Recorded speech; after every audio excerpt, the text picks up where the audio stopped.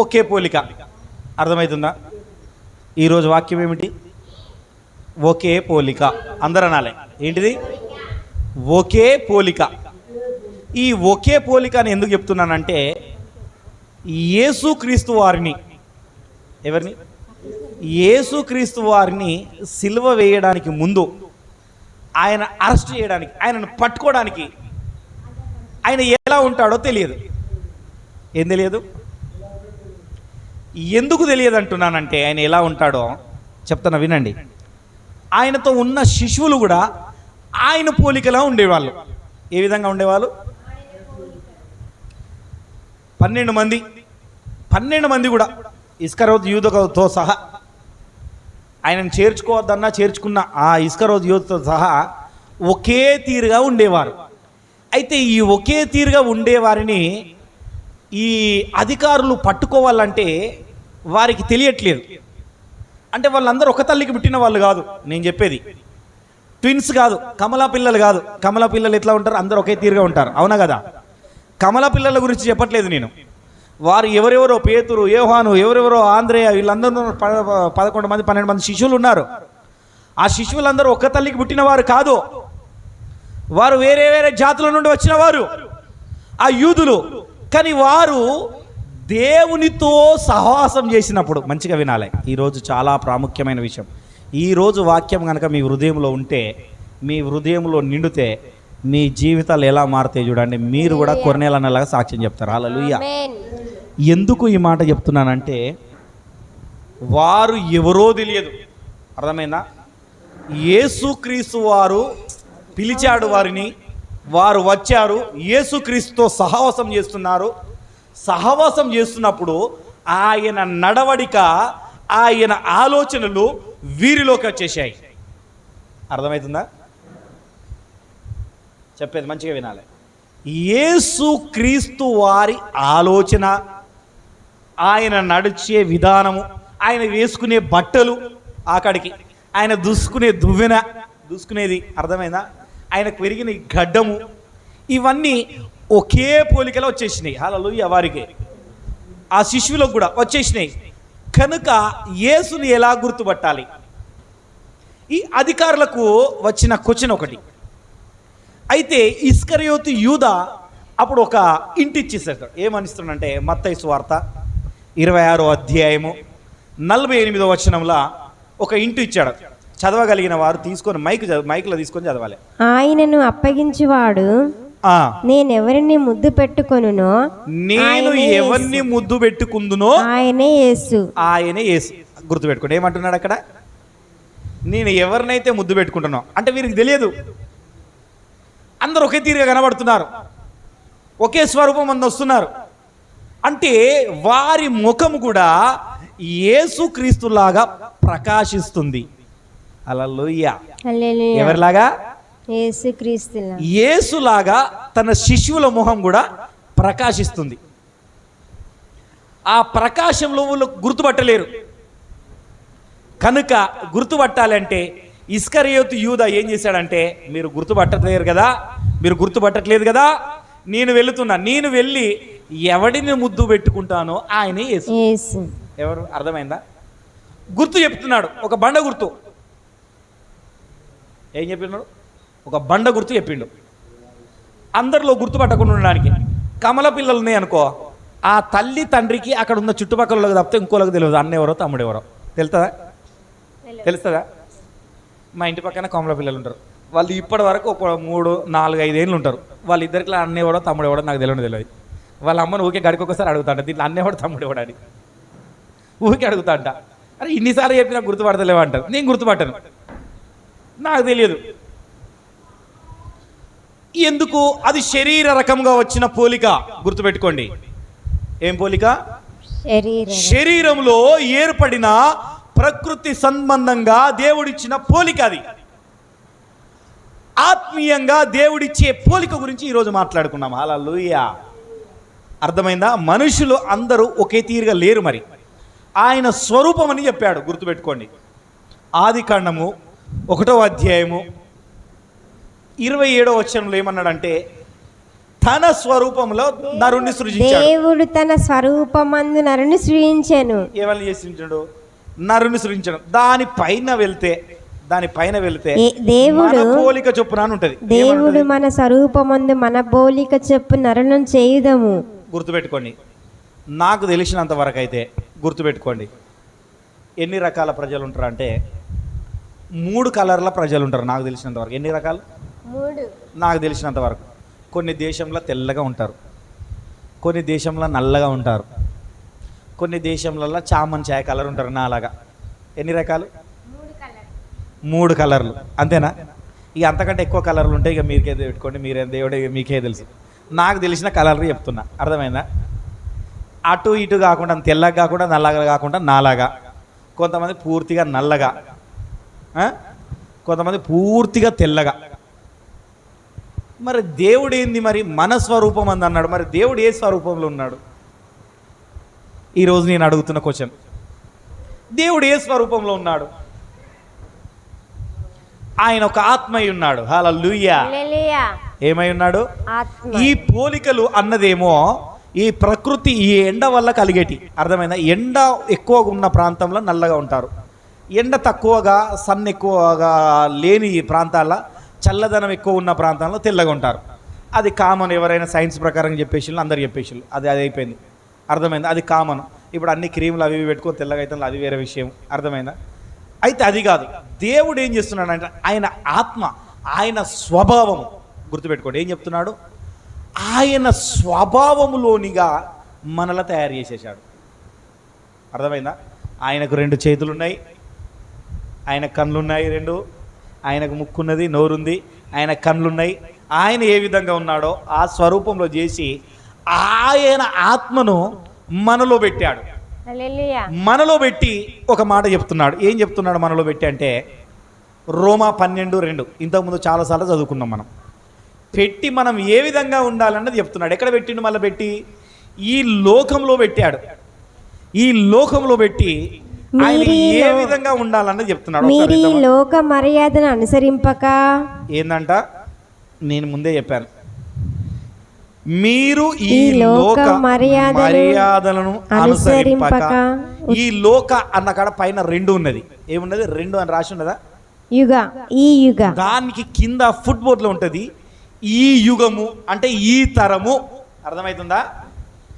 ఈ 2026 ఈ తరము, ఈ తర మర్యాదను అనుసరింపక ఉత్తమమును.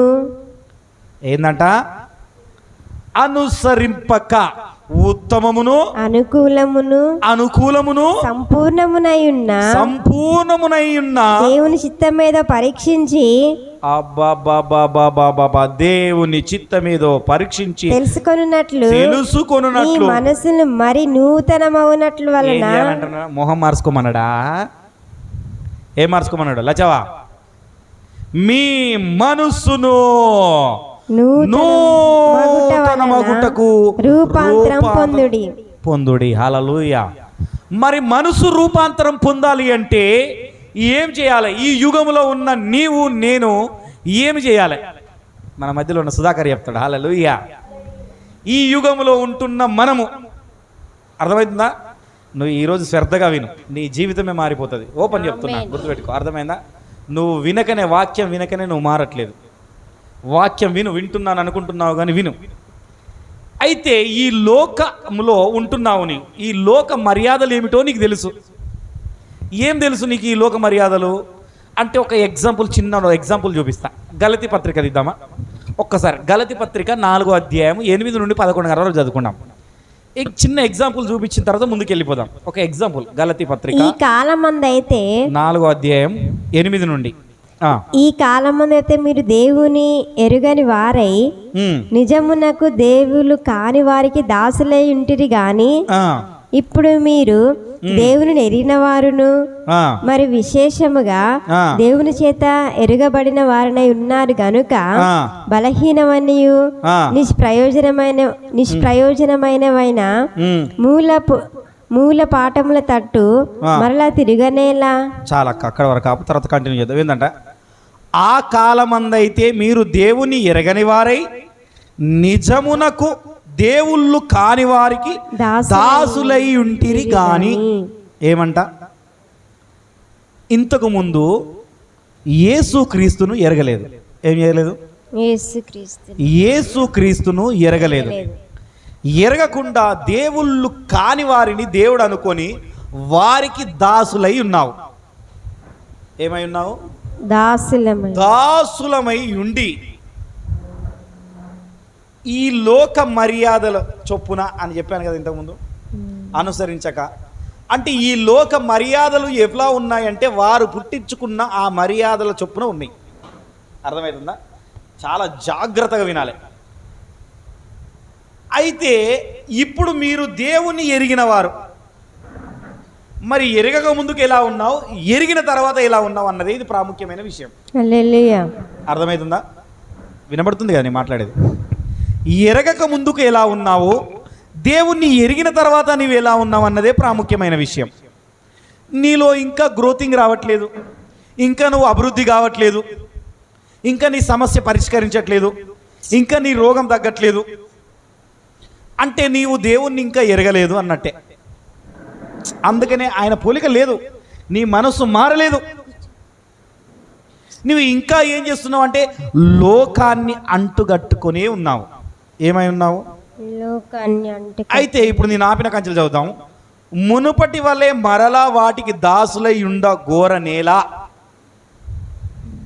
ఇంతకు ముందైతే ఏ విధంగానైతే దాసులై ఉన్నావో, ఏ విధమైతే లోకానికి భయపడుతున్నావో ఆ విధంగా నువ్వు ఉండఘోరణమేలా. అందుకనే ఈరోజు చట్టం వచ్చింది. హల్లెలూయా. దేవుడు అందుకనే కావాల్సి ఇచ్చాడు. గుర్తుపెట్టుకోండి, దేవుడు ప్రతి దానికి దేవుని అనుమతి లేకుండా ఏది జరగదు. దేవుడి అనుమతి ఎందుకు ఇచ్చాడో తెలుసా? నీవెవరో నీకు తెలియపరచడానికి ఇచ్చాడు. హల్లెలూయా. ఎవరు? నీవు ఎవరో నీకు తెలియజేయడానికి ఇచ్చాడు. హల్లెలూయా. ఈరోజు నాకు దేవుడు నిన్న మధ్యాహ్నం దేవుడి వాక్యంతో మాట్లాడాడు నాకు. నీవెవరో నీవు తెలుసుకో ముందుగాల. ఎవరంట? నీవెవరో నీవు తెలుసుకో. నాకు చాలా వండర్ఫుల్ అనిపించింది. హల్లెలూయా. ఇంతకు ముందు తెలియనప్పుడు నువ్వు ఇష్టానుసారంగా నువ్వు జీవించావే, ఇతరులకు భయపడుతూ నువ్వు జీవించావు, ఇతరులు ఏమనుకుంటారో అన్నట్టు విధంగా నువ్వు జీవించావు. కానీ ఆయనను తెలుసుకున్న తర్వాత ఆయనకు భయపడుతూ జీవించడం నేర్చుకో. హల్లెలూయా. లోకానికి కాదు, లోకానికి నువ్వు తెలియాలి నువ్వెవరో. ఆ శిష్యులు ఎవరో తెలిసిపోయింది. ఆ శిష్యులను గుర్తుపట్టలేకపోతున్నారు. అధికారులు, వారితో తిరిగిన వారి ఆ మనుషులే, వారితో ఉన్న వారి ప్రజలే యేసును గుర్తుపట్టలేకపోయారు. ఎందుకంటే యేసు ఎవరో తెలియకుండా పోయింది. ఎందుకు తెలియకుండా పోయిందంటే ఆయనతో ఉన్న శిష్యులు కూడా ఆయనలాగానే ఉండిపోయారు, ఆయనలాగానే మారిపోయారు. అంటే వారు లోకము నుండి బయటికి వచ్చారు. నీవు నేను మాత్రం లోకము నుండి బయటికి రావట్లేదు. ఎందుకు రావట్లేదు అంటే మనలో భయము. అర్థమైందా? ఏమన్నా మనకు పోతాయేమో, ఇక వీళ్ళు ఇక్కడ నుండి మనకు దగ్గరికి వస్తారో రారో, వీళ్ళందరూ వెలివేస్తారేమో. అర్థమైందా? ఒక ముస్లిం పాస్టర్ మన దగ్గరికి ముస్లిం పాస్టర్ని పిలిపించినప్పుడు ఆయన ఒక సాక్ష్యం చెప్పాడు. ఏం చెప్పాడు? యేసుక్రీస్తుని నమ్ముకున్నందుకు 10 సంవత్సరాలు వాళ్ళ ఏంటంటే వెలివేసిందంట. వాళ్ళ కులమే ఏమేసింది? వెలివేసింది. అంటే వారి ఇంటికి వెలివేయడం అంటే ఏమిటంటే ఫంక్షన్కి పోవద్దు, ఏ సావుకు పోవద్దు, వాడు మంచినీళ్ళు ఇచ్చినా తాగద్దు. అర్థమైందా? ఏం చేయద్దు? వాడిని ఇంటి ముందు నుండే చూసుకుంటూ పోతారు, చూసుకుంటూ వస్తారు, కానీ వాడిని పట్టించుకోరు. కానీ దేవుణ్ణి వదిలిపెట్టలే వాళ్ళు. అర్థమైందా? నీవు నేను కూడా అంత ఖచ్చితంగా నిలబడి ఉండాలి. మన దగ్గరికి పాల్ పాస్టర్ వచ్చిండుగా మొన్న ఆన్లైన్ ప్రేయర్లో వాక్యం చెప్పలేదా? మర్చిపోయారా? ఆయన చెప్పిండు కదా, ఎంత మంచి సాక్ష్యం చెప్పిండు. హల్లెలూయా. అయితే ఇక్కడ ఏమంటున్నాడంటే, ఇక్కడ 10వ వచన కాజలు చూసుకున్నాం. మీరు దినములను మాసములను ఉత్సవ కాలములను సంవత్సరములను ఆచరించుచున్నారు. మీ విషయమై నేను పడిన కష్టం వ్యర్థమైపోవునేమో అని మిమ్మల్ని గూర్చి భయపడుచున్నాను. చాలు ఆపుదామా? ఏందంట? ఇంకా క్రైస్తవులమైన మనము ఏందంట? ఈ దినం మంచిదేనా? అరే ఈరోజు పండగ కదా, ఈరోజు అన్ని పండుగలు మనయే, గుర్తుపెట్టుకోండి. ఎవరి ఆట? అందుకనే తప్పులేదు, వాళ్ళు గవర్నమెంట్ తీసుకొచ్చిన దాన్ని అసలు తప్పులేదు. నేనైతే 100% గవర్నమెంట్కి సపోర్ట్ చేస్తాను. ఎవరు ఏమని అనుకోండి, నన్ను ఎంతమంది వ్యతిరేకించినా పర్లేదు, నన్ను ఎంతమంది అన్న ఆన్లైన్లో చూసేటోళ్ళు కూడా వ్యతిరేకించని. ఎందుకు ఎరికేనా? నువ్వు క్రైస్తవుడు అయితే క్రైస్తవుడుగా జీవించు. అర్థమైందా? నువ్వు దినములు చూసుకుంటున్నావు, మాసములు చూసుకుంటున్నావు, అన్ని విషయాలు అటు పాటించుకుంటున్నావు. కానీ దేవుడేమో లోకములో ఉండు కానీ మీరు లోక మర్యాదలను అనుసరించక మీ మనసు మార్చుకోమని చెప్తున్నాడు. హల్లెలూయా. దేవుడు ఏం చెప్పుకుంటున్నాడు? వారు చేసినది తప్పే, నేను కాదనట్లేదు, అసలు అది చేయకూడదు, తప్పే, కానీ నీ మనసు మారట్లేదు. హల్లెలూయా.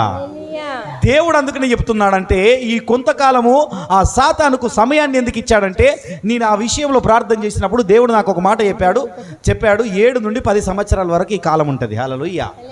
ఎన్ని సంవత్సరాలు ఉంటుంది? 7 నుండి 10 సంవత్సరాల వరకు ఉంటుంది. ఒకవేళ దేవుడు తీసేస్తే ఈ మధ్యలో తీసేయచ్చు, దేవునికి మహిమ కలుగును గాక.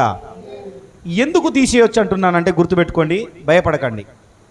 తీసేస్తాడు దేవుడు. ఎందుకు తీసేసేయచ్చు అంటే, దేవుడు చూస్తున్నాడు, ఎవరు నా తట్టు నా యందు నిలకడగా ఉంటారో వారి మనసును ఎవరైతే మార్చుకుంటారో. అర్థమైందా? క్రైస్తవుడు అంటే మనసు మార్చుకునేవాడే, మతము కాదు. హల్లెలూయా. ఇది మతాన్ని వాళ్ళు సృష్టిస్తున్నారు కానీ ఇది మతము కాదు. మన మనసు మార్చుకొని మంచి మార్గంలో నడవడం. ఏంటిది? ఈ విధంగా చూసుకుంటే వారు చేసినది తప్పు. హల్లెలూయా. కానీ మనలో మార్పు రావట్లేదు కనుక వారు చేసినది రైట్. నేను మాట్లాడేది అర్థమవుతుంది? అప్పుడు నేను మాట్లాడింది కరెక్ట్ అనడానికి ఏంటంటే, మనలో మనసు మారట్లేదు ఇంకా. అంటే నువ్వు దేవుణ్ణి పూర్తిగా ఎరగట్లేదు, ఇంకా దినములతోనే మాసములతోనే జీవిస్తున్నావు నీవు. కానీ ఇక్కడ 12:2 వచనంలో రోమాలో ఏమంటున్నానంటే, ఈ లోక మర్యాదలను అనుసరింపక. హల్లెలూయా. వద్దామా? మళ్ళీ మన వాక్యంలోకి వద్దామా? మీరు ఈ లోక మర్యాదను అనుసరింపక. మీరు ఈ లోక మర్యాదలను అనుసరించక. అంటే చూడండి అక్క, ఇంతకు ముందు ఏ విధంగానైతే జీవించావో అలాంటి జీవితంలోనేకే నువ్వు అనుసరించక, ఉత్తమమైనది ఏమిటి? నీకు అనుకూలమైనది ఏమిటి? నీకు నచ్చినది ఏమిటి? అందుకని అంబేద్కర్ గారు కూడా అన్నారు, ఏమన్నాడంటే తెలుసా? అర్థమైందా? ఏం చెప్పాడో తెలుసా అంబేద్కర్? ఆయన మారాలంటే వేరే మార్గం ఎంచుకున్నాడు ఆయన. హల్లెలూయా. వేరే మార్గాన్ని ఎంచుకున్నాడు. అంటే ఒకవేళ క్రైస్తవ మతంలోకి వస్తే ఏమన్నా అనుకుంటారేమో అనుకున్నాడు, ఏదనుకున్నాడు ఏమో, కానీ ఆయన అన్ని ఆలోచించి ఏం చేశాడంటే ఆయన ఉన్నదాని నుండి వేరే మార్గాన్ని ఎంచుకున్నాడు. హల్లెలూయా. ఎందుకు ఎంచుకున్నాడు అంటే, ఉత్తమమైనది ఆయన కనిపించింది. నీకు ఉత్తమమైనది ఇది అనిపించింది. ఏమనిపించింది? నీకు ఉత్తమమైనది యేసుక్రీస్తు మార్గం, ఇది రావాలని కూర్చున్నావు. నీవు ఉత్తమమైన దాన్ని ఎంచుకున్నావు, ఇది అనుకూలమైన దాన్ని నువ్వు తెలుసుకున్నావు కనుక నీవు తెలుసుకున్న నీవు, అర్థమైనా, ముసుగు లేకుండా జీవించడం నేర్చుకోవాలి. ఏం లేకుండా జీవించడం? ఇన్నాళ్ళు నువ్వు ముసుగే వేసుకుంటున్నావు. ఇప్పుడు మన స్త్రీలు కదా తల మీద కొంగేసుకున్నట్టుగా దేవుణ్ణి నమ్ముకుంటున్నానన్న ముసుగులోనే నీవు జీవిస్తున్నావు. కానీ నీ చేసే పనులు మాత్రం అన్నీ వారి లోక మర్యాదలకు అనుసరించుకునే ఉన్నాయి. హల్లెలూయా. ఇంతకుముందు ఎన్నోసార్లు చెప్పిన లోక మర్యాదల గురించి. అర్థమైందా? వారు ఏ పండగ చేసుకున్నా నువ్వు ఆ పండుగ చేసుకుంటావు. అర్థమైందా? నీ ఇంట్లో మటన్ తెగాల్సిందే. నువ్వు రోజు చేసుకుంటే ఏమవుతుంది? నీకు రోజు చేసుకో పండుగ. నిన్ను అద్దనేటోడు ఎవడున్నాడు? నేను చెప్తున్నా, రోజు తిను నువ్వు మటను, నిన్ను అద్దనేటోళ్ళు ఎవరున్నారు? రోజు కొత్త బట్టలు వేసుకో, నిన్ను అద్దనేటోళ్ళు ఎవరున్నారు? అదే రోజు చేసుకోవాలని ఏమున్నది? ఇదే రోజు చేసుకోవాలని ఏమున్నది? పక్క పుంటోళ్ళు అందరూ మటన్ తెచ్చుకుంటా అంటే మా పిల్లలు వట్టిగా ఉండాలన్నా, మేము వట్టిగా చూడాలన్నా? మేము ఏం చేయాలి? వాళ్ళందరూ కొత్త బట్టలు వేసుకొని తిరుగుతా అంటే నేను వట్టిగా చూడాలన్నా? నువ్వు రోజు వేసుకొని తిరిగా రాదు? మరి నిన్ను ఎవడన్నా అద్దంటాడు? ఎవరైనా అద్దంటానా? రోజు మటన్ తెచ్చుకొని తినరా? నేను అద్దంటానా? అంటే నువ్వు ఏం ఆలోచిస్తున్నావు? నీ మనసు మారలే. ఏం మారలేదు? నీ మనసు మారలేదు. ఇంకేం మారాలి అంటే నీ మనసులో ఇంకా మూసుకేసుకొనే ఉన్నావు. అర్థమైందా? ఒకసారి చూద్దామా? కొలసీలకు రాసిన పత్రిక 3వ అధ్యాయం 10వ వచనం చూద్దామా? ఒకసారి చూద్దామా? ఈ ముసుగు గురించి ఏముంటుందో ఒకసారి త్వరగా, ఎందుకంటే సమయం ఎక్కువ అయిపోయింది, 10 గంటలకు ముగిద్దాం అనుకుంటున్నా. కొలసి 3:10 మైక్లో చదువునాను. ఒకనితో ఒకడు అబద్ధం ఆడకుడి, ఏలయనగా ప్రాచీన స్వభావమును దాని క్రియలతో కూడా మీరు పరిత్యజించి జ్ఞానము కలుగు నిమిత్తము దాన్ని సృష్టించవాని పోలిక చొప్పున నూతనపరచబడుచున్న నవీన స్వభావమును ధరించుకొనుచున్నారు. హల్లెలూయా. ఏందంట? ఏలయనగా ప్రాచీన స్వభావమును దాని క్రియలతో కూడా మీరు పరిచించి, అంటే వాటిని వ్యతిరేకించి. ప్రాచీన స్వభావం మనలో పోతలేదమ్మా. ఏం పోవట్లేదు? ప్రాచీన స్వభావం. ఈ ప్రాచీన స్వభావం అంటే పాత స్వభావం. అర్థమైందా? ఈ పాత స్వభావము నీలో నుండి నాలో నుండి పోతలేదు. ఈ పాత స్వభావాన్ని, ముసుగు వేసుకున్న ఈ స్వభావాన్ని తీసేసి, ఏం చేసి దీన్ని తీసేసి నవీన స్వభావం అంటే కొత్తది. హల్లెలూయా. ఏమిటంట? కొత్త స్వభావమును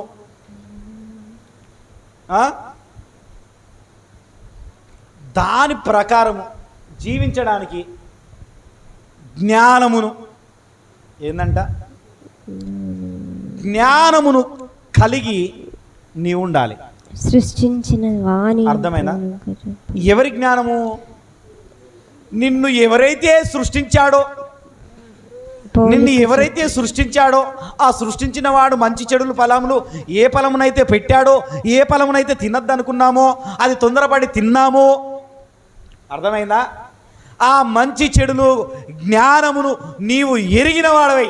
సుధాకర్ విను, ఇంత ఉదయాన్నే నిద్రపోవడమా? అర్థమైందా? ఆ కలిగిన వారమై నేను జీవించడం నేర్చుకోవాలా. హల్లెలూయా. అంటే నేర్చుకోవాలి అంటే ఈ కాంచెలు నువ్వు ముసుగు తీయాలి. హల్లెలూయా. ఏం తీయాలా? ఏముంది? ముసుగేసుకున్నావు. నీవు దేవుని కుమారుడవే, నీవు దేవుని కుమార్తెవే, కానీ నీవు ముసుగేసుకొని ఉన్నావు. హల్లెలూయా. ఎందుకు ముసుగేసుకున్నావు?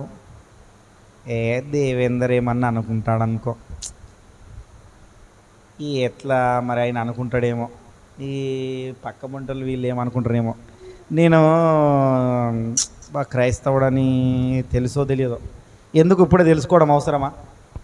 నాకేమన్నా వచ్చేటి ఆగిపోతాయేమో, నాకు తెలుసుకోవడం అవసరమా? ఈ ముసుగు నుండి తొలగిపోమ్మాలి, నవీన స్వభావము రావాలి. ఆ ప్రాచీన స్వభావమును నువ్వు తీసేసుకొని, ఏం తీసేసుకొని? ఈ ప్రాచీన స్వభావమును తీసుకొని నీ ముసుగులో నుండి నువ్వు బయటికి వచ్చినప్పుడు దేవుడు నిన్ను ఏమని చెప్తాడు? ఎప్పుడు చెప్తాడు? ఆయన పోలికలోకి వెళ్ళిపోతావు. హల్లెలూయా. ఎప్పుడు వెళ్ళిపోతావు? శిష్యులు కదా వెళ్ళిపోయినట్టుగా. అందుకనే నేను ముందుగానే చూపించిన ఒక గుర్తు పెట్టాడు. యూదా ఏం చేశాడు? యేసుక్రీస్తు తెలుసుకోవడానికి ఒక గుర్తు పెట్టిండు. నేను ముద్దు పెట్టుకుంటా. అర్థమైందా? నేను ఆ ముద్దు పెట్టుకుంటా కనుకనే నీవు తెలుసుకోవాలి.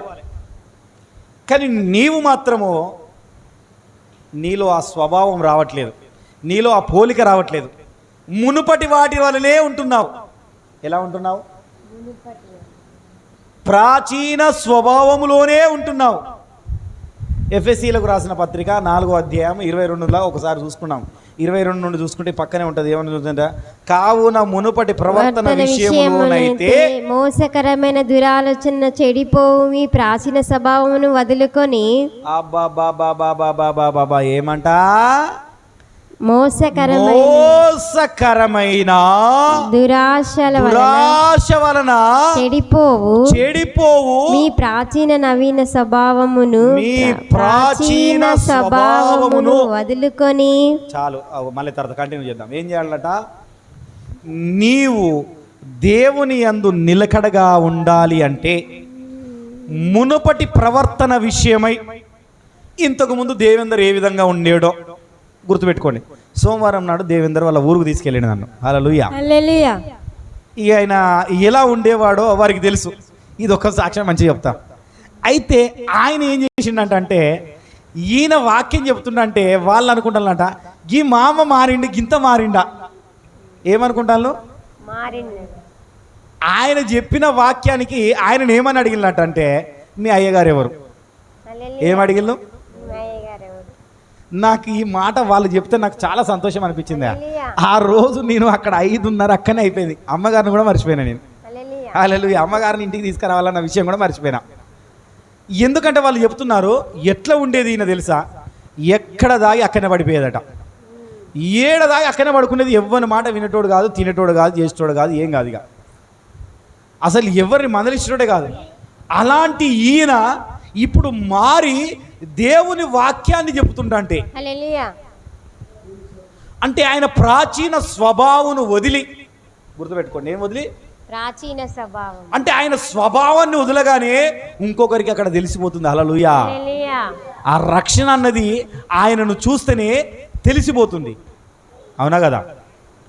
అంటే ఇక్కడ అదే విషయాన్ని ఇక్కడ చెబుతున్నాడు. అంటే కావున మునుపటి ప్రవర్తన విషయములోనైతే మోసకరమైన దురాశ వలన చెడిపోవు మీ ప్రాచీన స్వభావమును వదులుకొని ఇప్పుడు ఆయన చెడిపోయిన దురాశ గల ఆ ప్రాచీన స్వభావమును వదులుకొని నిలబడి విను. ఏం కాదు, నిలబడి వాక్యం అంటే చాలా మంచిది, గుర్తుపెట్టుకో. చాలా ఇంకా ఉంటుంది. అయితే ఈ ప్రాచీన స్వభావం ఆయన వదులుకుంటే వారు ఏం చేశారంట, ఆయనలో ఒకరిని ఎవరిని చూశారు? ఒక వ్యక్తిని చూశారు. ఇప్పుడు నన్ను చూశారు. వాళ్ళు ఏం చూశారు? మీ అయ్యగారు ఎవరు అని నన్ను చూసిండు. Who is this person?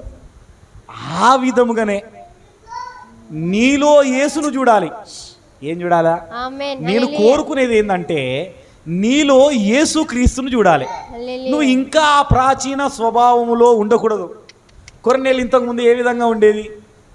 ఆయన కూడా ఒక తాగేది మంచి. ఆయనకి యేసుక్రీస్తు అంటే ఎవరో తెలుసు, రక్షింపబడ్డాడు, బాప్టిజం తీసుకున్నాడు. కానీ ఆయన ప్రాచీన స్వభావంలోని ఇంతకాలం ఉన్నాడు. ఏం చేశాడు? తాగుడుకు అలవాటు ఉన్నాడు, ఇష్టానుసారంగా తిరగడానికి, బూతులు మాట్లాడడానికి, అన్నిటికీ అలానే ఉన్నాడు.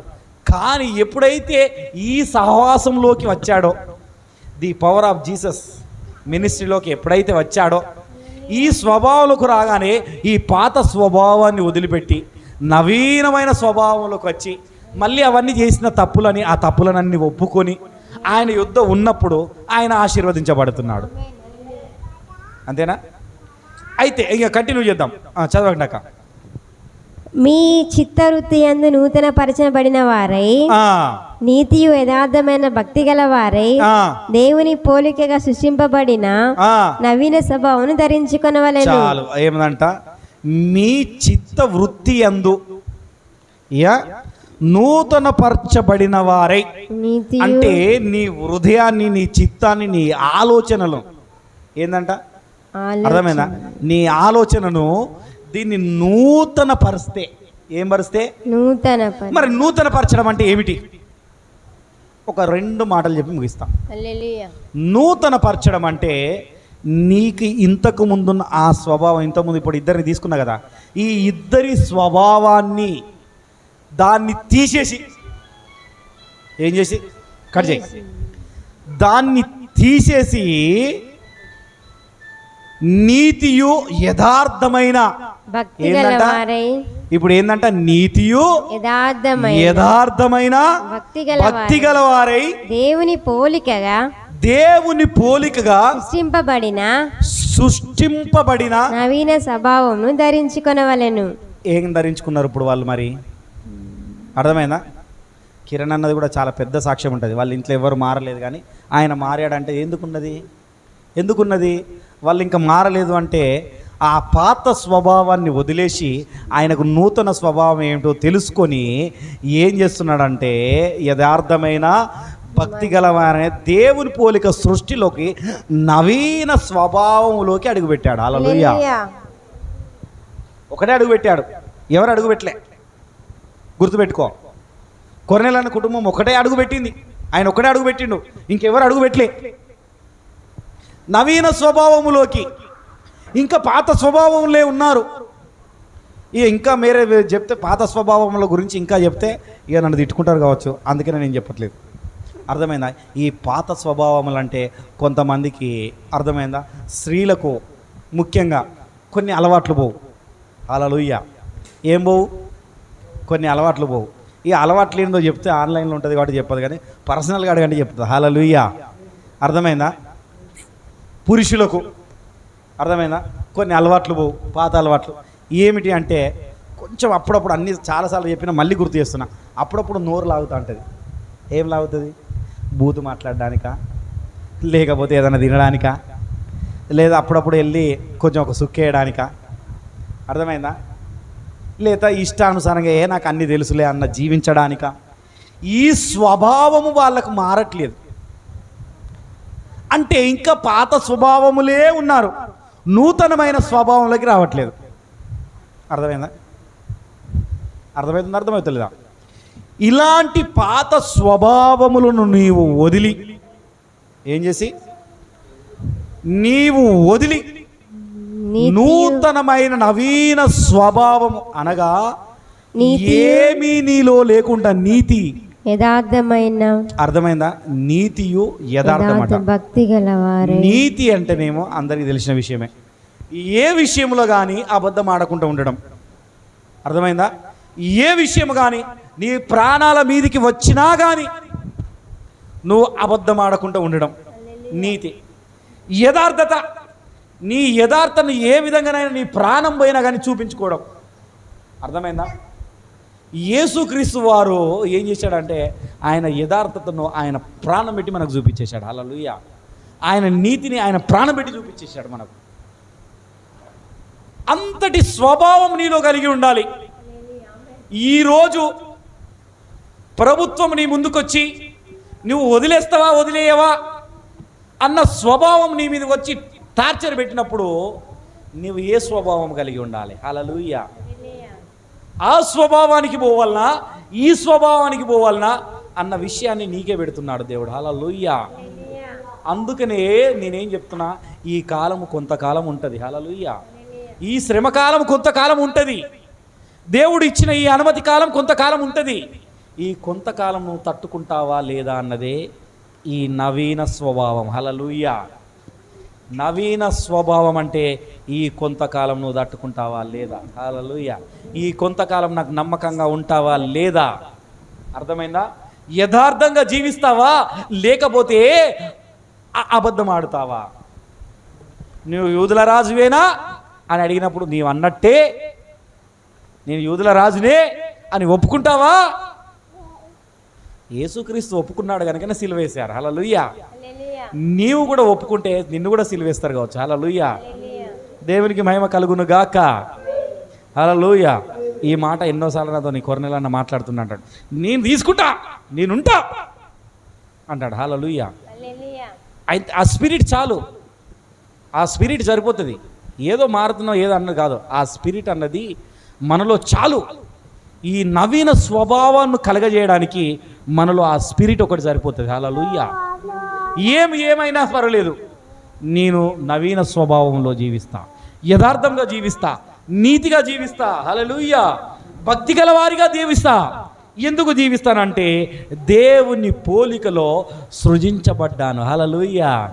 ఎందుకంటే ఆయన పోలిక నా పోలిక ఒకటే. హల్లెలూయా. ఆయన పోలిక నీ పోలిక ఒకటే. అర్థమవుతుందా?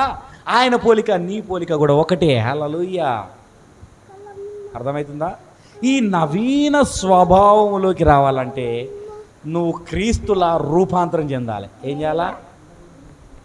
మరి రూపాంతరం చెందాలి అంటే నీలో పాత స్వభావాలు వదిలేసి, ఇంకా పాత క్రియలు, దినములు, మాసములు అలాంటివి వదిలేసి, పాత వాళ్ళ ఇష్టానుసారంగా జీవించే క్రియలను వదిలేసి, వారి ఆచారాలను పట్టుకోకుండా ఈ నవీన స్వభావములో ఏది మంచిదో ఏది చెడ్డదో అన్నదాన్ని పట్టుకొని నీవు ఎప్పుడైతే తిరుగుతావో, అర్థమవుతుందా, ఎప్పుడైతే నువ్వు తిరుగుతావో నువ్వు క్రీస్తు పోలికలోకి వస్తావు. హల్లెలూయా.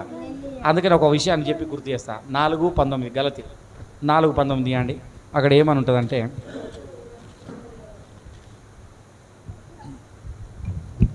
నా పిల్లలారా క్రీస్తు స్వరూపము మీ అందేర్పడు వరకు మీ యందు ఏర్పడు వరకు మీ విషయమై మరల నాకు ప్రసవ వేదన కలుగుచున్నది. హల్లెలూయా. ఎవరి రూపము కనబడాలట? క్రీస్తు స్వరూపము. క్రీస్తు స్వరూపము. అపోస్తలుడైన పౌలు అంటున్నాడు. అర్థమైందా? అంటే వారిలో కనబడట్లేదని చూసినాడు ఆయన. క్రీస్తు స్వరూపాన్ని చూడలేదు వాళ్ళు. చాలా మందిలో క్రీస్తు స్వరూపం కనబడట్లేదు. క్రీస్తు స్వరూపము కనబడితే క్రీస్తుని గురించిన భయం ఉంటుంది మనకు. ఏముంటుంది? క్రీస్తుని గురించిన భయం ఉండి నువ్వు 8 గంటల కంటే 7:30కి వచ్చి కూర్చుంటావు. గుర్తుపెట్టుకో. క్రీస్తు స్వరూపం నీలో లేదు అంటే నువ్వు సమయాన్ని కూడా ప్రేమించవు. క్రీస్తు స్వరూపం నీలో లేదంటే నీవు దేవుణ్ణి ప్రేమించలేవు, ఇంకో మనిషిని కూడా ప్రేమించలేవు. ప్రేమిస్తున్నా అనుకున్నట్టు జీవిస్తున్నావు నీవు, అంతే. అర్థమైందా? ఏదో జీవించాలి కదా అన్నట్టు జీవిస్తున్నారు. కొద్దిమంది ఉంటారు, ఎగ్జాంపుల్ ఉంటారు, భార్య భర్తలు ఉంటారు కదా, ఏదో పెళ్ళయింది కదా భార్య భర్తలు జీవించాలి కదా అన్నట్టు జీవిస్తున్నారు. ఇవి ఎక్కువ ఇక్కడ లేవు కానీ సిటీలు ఎక్కువ ఉన్నాయి. హల్లెలూయా. పల్లెటూర్లలో ఉండేవి కానీ సిటీలో మాత్రం ఇవి ఖచ్చితంగా ఉంటాయి. అర్థమైందా?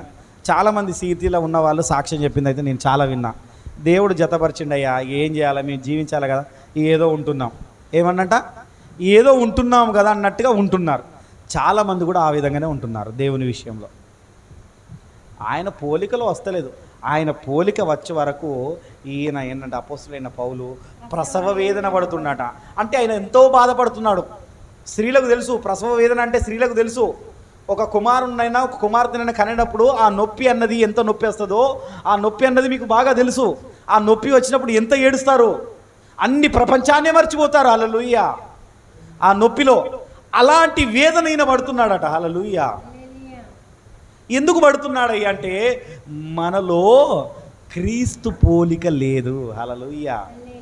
ఏం లేదు దేవుని దగ్గర, ఏం లేదు. క్రీస్తు పోలిక నీలో రావాలి. మరి క్రీస్తు పోలిక నీలో ఎందుకు రావాలని ఆయన ప్రసవ వేదన పడుతున్నాడు అంటే నీకు జ్యేష్ఠత్వం ఇవ్వడానికి. హల్లెలూయా. ఏమి ఇవ్వడానికి? ఇదొక వాక్యాన్ని కూడా చూద్దామా? చేద్దాం, ఒకసారి చూద్దాం. రోమా పత్రికలనే ఉంటుంది.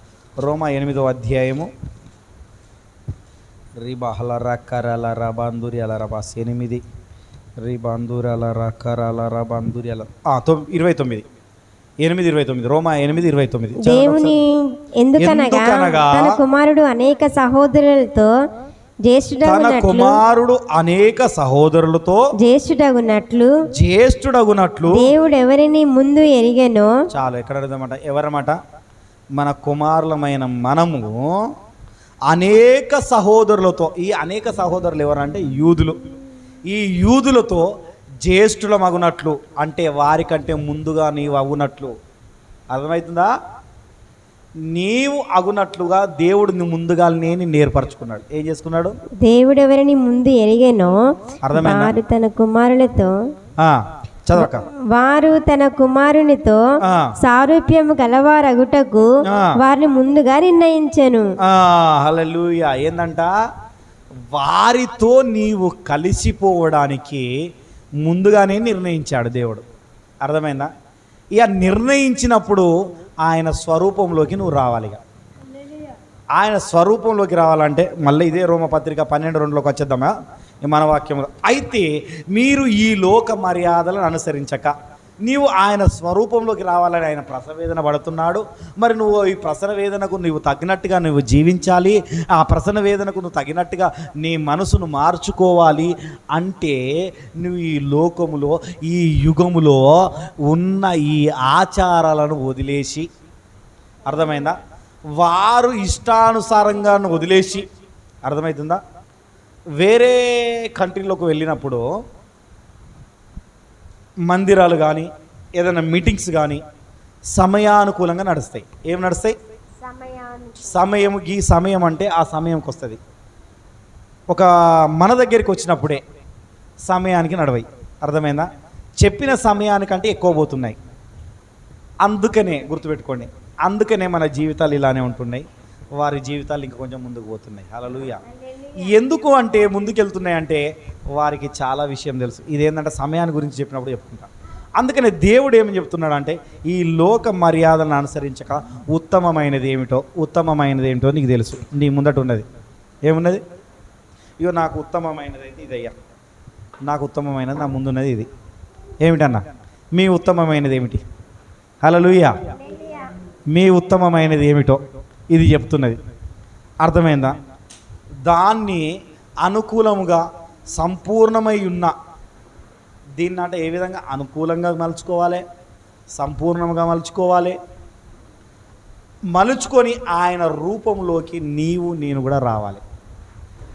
అప్పుడు నిన్ను చూసి వారు కూడా ఎవరనంటే, అయ్యో ఈ ఫలాని వ్యక్తి, ఓ ఈయననయ్యా. అప్పుడు నీకు ఒక బ్రాండెడ్ నేమ్ పెట్టాలా. ఏం పెట్టాలా? యూదా, ఇస్కరియోతు యూదా కదా, యేసుక్రీస్తు ఎవరో తెలియడానికి ముద్దు పెట్టినట్టుగా ఫలాని వ్యక్తి, అర్థమైందా? ఫలాని సులోచనక్క ఈమె అంటే తెలియాలి. అంటే ఎలా ఉండాలి అంటే ఆమెకు ఒక బ్రాండెడ్ ఉండాలి. ఆమె ఉత్తమమైనది, అనుకూలమైనది, దేవుని చిత్తాన్ని మాత్రమే ఎరిగి ఉంటుంది. ఆమె మనతోని ఉండదు, మనలో కలవదు. హల్లెలూయా. మనతో ఉంటున్నది కానీ మనలో ఇబ్బంది పెట్టకుండా, మనతోని గలవకుండా ఆమె చేయాల్సిన నీతి కార్యాలు ఆమె చేస్తున్నది. అర్థమవుతుందా? ఆమె ఏ నీతి కార్యాలు చేస్తుందో ఆ నీతి కార్యాలు చేసుకుంటూ ఉత్తమమైన దాన్ని పట్టుకొని ఉన్నది. ఆమె క్రైస్తవురాలు. హల్లెలూయా. లాస్ట్కు హల్లెలూయా. ఎందుకు అంటే ఆమె యేసుక్రీస్తు ఏదైతే చెప్పాడో ఆ చొప్పున నడుచుకుంటుంది. అర్థమవుతుందా? అర్థమైందా? అందరిని ఎగ్జాంపుల్ తీసుకుంటున్నా. హల్లెలూయా. దేవునికి మహిమ కలుగును గాక. ఎవరైనా తీసుకోకపోతే బాధపడతారేమో అన్నట్టుగా తీసుకుంటున్నా. హల్లెలూయా. అయితే నేను కూడా ఈ దేవుని స్వరూపములోనికి మారాలి. దేవుని మనసులోనికి మనం మారాలి. ఆయన మనసును మనము ఎరగాలి అంటే ఈ లోకములో ఏ విధంగా జీవించాలో తెలుసుకోవాలి. నువ్వు ఈ లోక మాన్యంలో ఏ విధంగా ఉండాలి అన్నది నేను ఎరిగిన వారమై ఉండాలి. హల్లెలూయా. మీరు లోకములో జీవించుడి కానీ లోకస్తులుగా ఉండకుడి అన్న విషయాన్ని పట్టుకొని జీవించే వారిలా ఉండాలి. నిన్ను చూస్తే నీవు మారిన మనిషివని ఇతరులు చెప్పే విధముగా ఉండాలి. హల్లెలూయా. అందుకనే 2 ఎగ్జాంపుల్ చెప్పాను. నిన్ను చూడగానే ఇంతకుముందు ఈ విధంగా ఉండే, ఇప్పుడు ఈ విధంగా మారినారు. ఇంతకుముందు లచ్చవ ఇలా ఉండే, ఇప్పుడు ఈ విధంగా మారింది. ఆమె ఉత్తమమైనది తెలుసుకున్నదయ్యా. ఆమెను చూసి ఇంకొకరు ఎరగాలి. హల్లెలూయా. క్రీస్తును ఎరగని వారై ఉండాలి. ఎవరినై ఉండాలి? క్రీస్తును చూసినట్టుగా ఉండాలి. నిన్ను చూస్తే దేవుడినే చూసినట్టు అనిపిస్తుంది అంటారు. ఎవరికన్నా ఏదైనా సాయం ఆపదలు ఉన్నప్పుడు అంటే దేవుళ్ళ వచ్చి సహాయం చేసావయ్యా అంటారా ఉన్నారా? ఈ మాట అంటారు కదా. అప్పుడు మనల్ని చూస్తే క్రీస్తును చూసినట్టునే ఉండాలి అనాలి. హల్లెలూయా. అర్థమైందా? ఆయనను చూసి మీ అయ్యగారు ఎవరు అన్నట్టు అడగాలి. హల్లెలూయా. ఆ విధంగా తయారు కావాలి. ఈ దేవుని ఎందుకంటే ఆయన స్వరూపము, తన స్వరూపమందు మనలా చేశారు కనుక ఆ స్వరూపంలోకి మారడానికే మళ్ళీ ఇంత బాధ, ఇంత తపన. హల్లెలూయా. ఏదో కాదు, ఆయన స్వరూపంలో తయారు చేసిన మనము ఆయన స్వరూపాన్ని వదిలిపెట్టాము. మనం ఏం చేశాము?